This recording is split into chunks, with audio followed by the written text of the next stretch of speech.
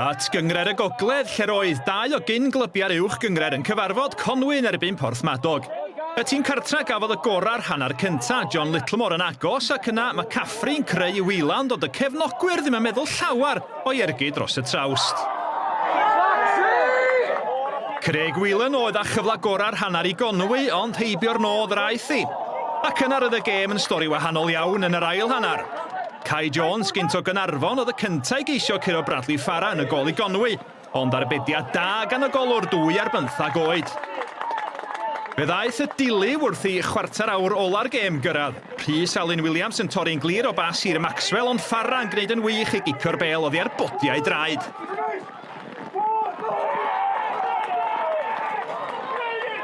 Gyda'r glaw wedi peidio'r gaed trwm y morfa, fe ddaeth y gol agoriadol 4 munud o'r diwedd. Yr eilydd, Jamie McDade o'r diwedd yn llwyddo I guro Farah. Gwylio'r ben glin wrth ddathlu Jamie.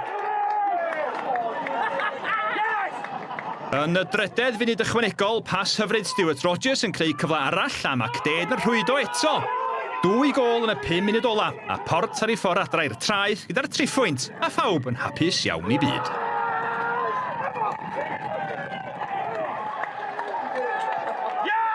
Dwi'n meddwl scrappy game, especially first half. Oedden ni'n really curo'r second balls I gyd. Ond second half wedyn, nath y tîm yn allan a chwarae dda. A wedyn last, dwi'n meddwl na 10 munud chwarter awr, nath y manager roed fi a Steve ar. A wedyn 2 chance, 2 gol, curo 2-0. Happy days, pob yn hapus. Disappointed with the result.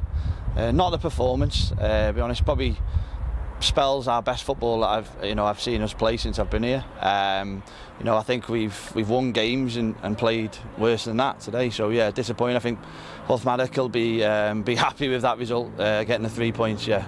Yn hynod o hapus yn y diwedd, sy'n mynd bod yn perfformiad gwych, enwedig hanner cynta, nathon ni'n dechrau tan yr ail hanner.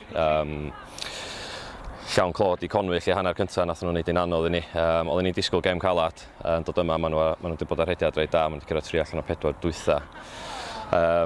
Oedd y tywydd ddim yn helpu ac oedd y cae yn sicr ddim yn helpu ni, ond ddaru ni gael nhw fewn hanner amser yn gyfartal. Gafon ni gyfle I siarad nhw, setlo nhw, a dwi'n meddwl yn yr ail hanner oedden ni'n llawn hyddyr buddugoliaeth yn y diwedd.